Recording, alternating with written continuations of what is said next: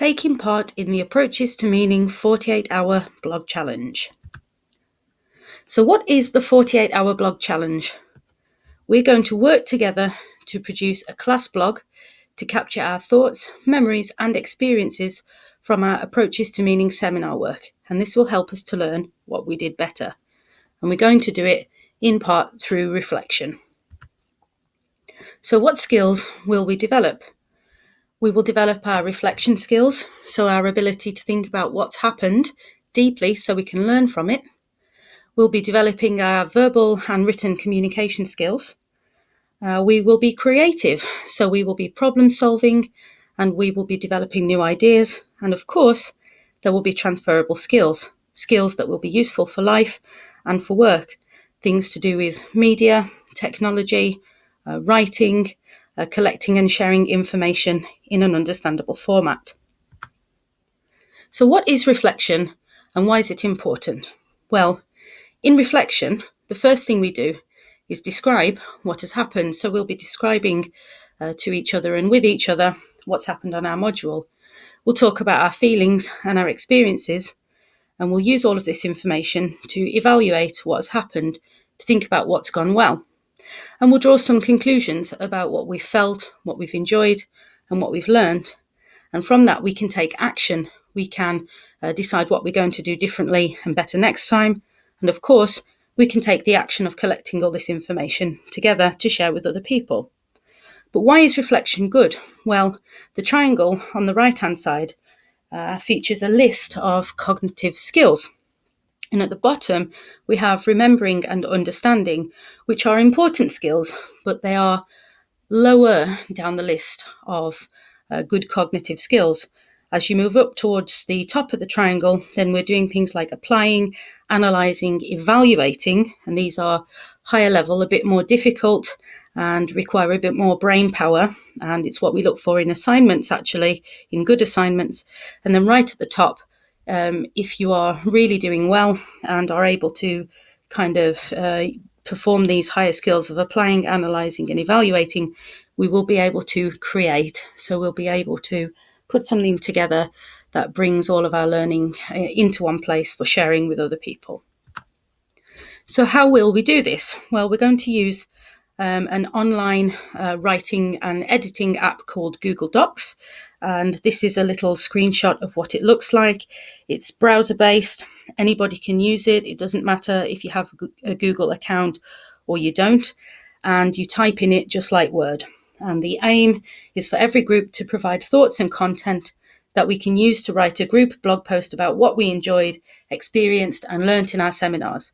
We'll use Google Docs to collect and edit the photos and information, and then I will post the finished product to our Sussex Linguists blog. Certain group members will have special roles. There will be a creative director, there will be photographers, there will be editors, and there will be content curators for each seminar group. So what else do we all need to do? Well, everybody is important, whether you take one of the other roles or not. So we can pose for photographs, we can bring props or interesting items that you want to be in photos. And of course, you will need to provide the thoughts and the memories and the wording for expressing all of those. So how can we all prepare for that? Well, there are 4 questions that we are going to use to collect our thoughts. So what was the most interesting thing that I learned about language and linguistics in my seminars? What was my favourite memory from Approaches to Meaning seminars? What have I learned about myself through participating in our seminars this semester? And why would I recommend this module to future students? So it would be great if you could have a think about these questions and make some notes that you can bring with you to your final seminar. So let's talk about the different extra roles that are on offer, because those of you that have one will probably want to know what is expected of you. So if you're the creative director for your group, what do you do? Well, you will help the group develop any ideas, visions, or concepts that seem interesting or important. You'll encourage all group members to participate and create. You'll help to direct the photographers, and you will coach and direct content curators. And you can also prepare some ideas or tools or props in advance. For example, I don't know, cardboard photo frames that people can hold around their heads, or signs that people can hold up. If you're a photographer, then you'll need to bring a smartphone or a camera with you. You will depict the buzz of our creative, lively seminar. You'll capture some portraits of willing students, and they do need to be willing. You'll ask people if they mind being in any photographs that you take. It's important to be respectful. If people don't want to be in pictures, ask them to write their name on the no permission list so that we can make sure they don't appear online against their will.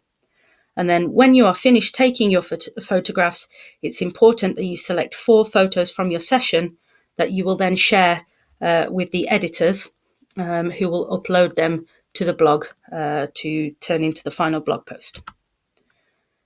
You're a content curator. Well, what do you do? Okay, so each group will have 2 content curators.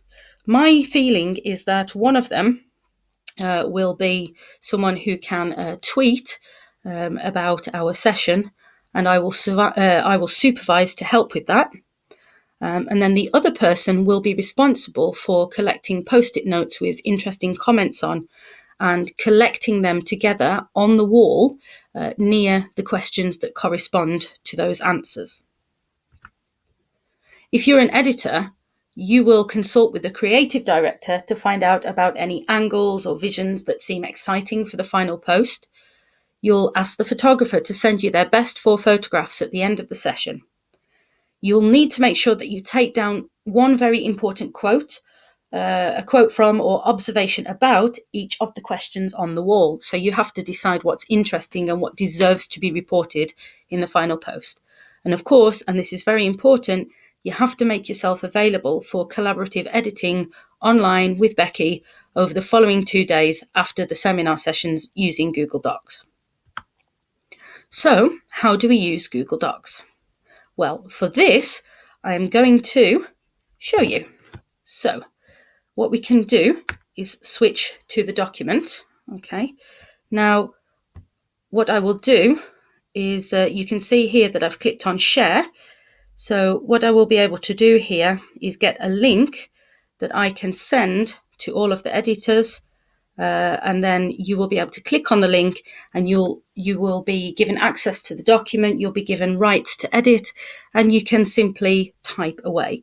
If you have a Google account, that's fine. You can sign in, although we may be able to see your username, or you can do this anonymously. In any case, it really is just like Word. You can see that the interface is very similar. And there are a couple of ways that we can communicate with each other. One such way that we can communicate is by commenting. That's a good basic way to do it. So, for example, I will start writing here, this is our blog post. And maybe you think that's really good and that we should keep it. So you might go to insert comment, and then we would write, this sounds great. Can you expand on it more? And then save the comment. And yeah, everything looks pretty straightforward, and you can use copy and paste and so on to put images in, or if the images are online, then you can you can do that from a URL as well, I think. Okay, so that is how we will use Google Docs. So with that in mind, let's return back to the slides. Just a moment. So what will the structure of our post be? Well, let's look at the image. It says title, intro, key points, 1, 2, and 3, and then conclusion. Well, we'll probably have 4 key points. So in our introduction, we'll say what we did and why we did it. We'll give a short summary of what the reader can expect, just like in an essay. We'll have a section corresponding to each of the question areas on the wall. The whole post will be interspersed with photos of us in the Blog 48 seminars. And then we'll have some final comments from students and from me about what we learned from the Blog 48 activity. Now, it would be really good if we could create a bit of a buzz on social media. So if you have a Twitter account, it would be good if you could tweet a couple of times this week using the hashtag blog48, just to let people know what we are doing. In fact, if we can get enough tweets, if we can get enough people mentioning what we are doing, then we can use an online app called Storyfy to collate all of this together and create another resource that we can share with people to show them what we're doing. Don't forget to send your tweet to people who might be interested, but there are a few bits of netiquette that we need to think about. Don't post photos without permission. Be respectful, be kind, treat people online as you would want to be treated, and don't forget to display yourself and your university in a good light. So guys, let's work together and make this work, because teamwork makes the dream work.